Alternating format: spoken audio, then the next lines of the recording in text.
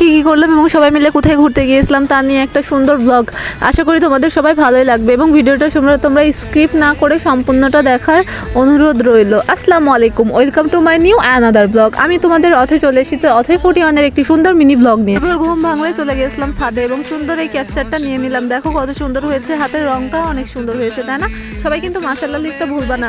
এবং চারিদিকে কত সুন্দর দেখা যাচ্ছে, তখন পাখিগুলোও কিসমিস করতেছিল, কত সুন্দর, তাই না? ভোরের সকাল সুন্দর তো লাগবে, চারিদিকে কি সুন্দর বাতাস বইতেছিল, ঠান্ডা একটা মাতাল হাওয়া। পরে মনে পড়ে গেল আব্বুর পায়জামা পাঞ্জাবি ইস্ত্রি করতে হবে, তাই তাড়াতাড়ি নিচে চলে আসলাম। ওমা, এসে দেখছি কি কাণ্ড, ওখানে নাকি ইঁদুর ঢুকতেছিল, সেটা আব্বু খেয়াল করেছে। এবার দেখছি ভাগ্যিস কোনো জামা কাপড় আর কাটি নাই, আবার সব কিছু বের টের করে আবার গুছিয়ে রাখলাম।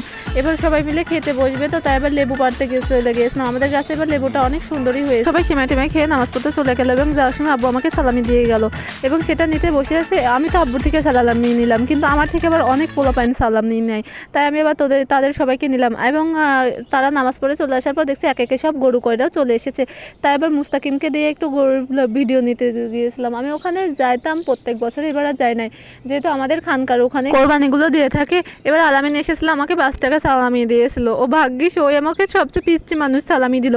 এবার আমি একটু ঘুম গিয়েছিলাম, ঘুম থেকে উঠে দেখছি মাংসগুলো নিয়ে আসা হয়েছে, আমার ভুঁড়ি পরিষ্কারগুলো খুব সুন্দর মতো হয়ে গেছে। এখানে এই বাটিতে দেখছি মগজ নিয়ে এসেছে, আমার আবার মগজটা অনেক প্রিয়। তোমাদের কার কার প্রিয় সবাই কমেন্ট বক্সে জানিও। আব্বু এবার সব মাংসগুলো নিয়ে বন্টন করতে লাগলো। আসলে 3 ভাগ হয়েছে, 1 ভাগ সমাজকে দিয়ে আসে, আর 1 ভাগ আমরা রাখি, আর 1 ভাগ আত্মীয় স্বজনকে দেয়। এভাবে তো সবাই ভাগ করে। এবার আমার একটা ডিউটি থাকে, সেটা হলো প্রত্যেক বাড়িতে যেয়ে মাংস দিয়ে আসা। এটা সবার লাস্টে যে বাড়িতে যেতেছিলাম মনে হলো, আমি তো ভিডিও করি নাই, তবে একটা ভিডিও করে নিলাম। এখানে আম গাছে কত আম ধরেছে, দেখছো কত মাশাআল্লাহ। বাড়ির মতো এই মাংস টাংস সবার বাড়িতে দিতে লাগলে আমার দেরি হয়ে যায়, প্রায় 5টার আজান পড়ে গিয়েছিল। তারপর একটু রেডি হয়ে নিলাম, তার তড়িঘড়ি করে। সবাই জানিও কিন্তু কেমন হয়েছে আমার ঈদের ড্রেসটা। রেডি টেডি হয়ে ব্লকের ওখানে কয়েকটা পিকচার তুলতে চলে গিয়েছিলাম। এরপরে যে দেখছি শাপলা ফুল তুলেছে সালমান, ওটা নাকি ওর আম্মুকে দিলেও সুন্দর করে রান্না করে দেয়। আমি আবার বললাম রান্না পরে করিস, আমাকে এই ফুলটা সুন্দর করে ফুটিয়ে দে, আমি একটা ছবি তুলে নিই। তারপর কি সুন্দর করে ফুলটা ফুটিয়ে নিল, এবার আমার হাতে দিতে ওই আমাকে এই সুন্দর ভিডিওগুলো করে দিল। ভিডিওগুলো মাশাআল্লাহ আমার তো দেখতে অনেক সুন্দর লাগছে। ভিডিওর মধ্যে এই ভিডিওটা আমার সবচেয়ে বেশি ভালো লাগছে, আশা করি তোমাদেরও অনেক ভালো লাগবে। ওখান থেকে কিছুক্ষণ দাঁড়িয়েছিলাম, দাঁড়িয়ে আরও কয়েকটা পিকচার তুলে নিয়েছিলাম, নিয়ে বাসায় চলে এসেছিলাম।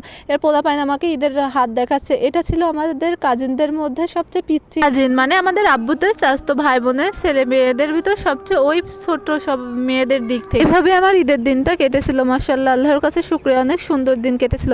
তোমাদের সবাই কেমন গিয়েছে সবাই কমেন্ট বক্সে জানাও এবং ভিডিওটা ভালো লাগলে লাইক কমেন্ট শেয়ার করে দিও। আল্লাহ হাফিজ।